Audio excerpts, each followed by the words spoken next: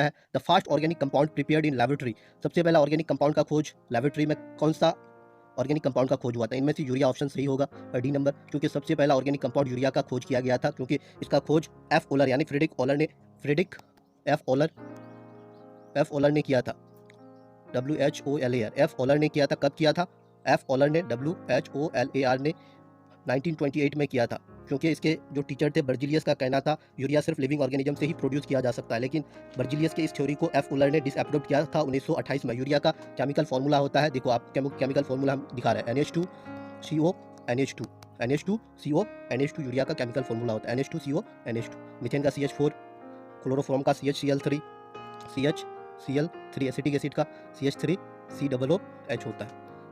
तो सबसे पहला यूरिया का खोज हुआ था 1828 में। कौन किया था? फ्रेडरिक ओलर, और फ्रेडरिक ओलर को फादर ऑफ ऑर्गेनिक केमिस्ट्री के भी नाम से जान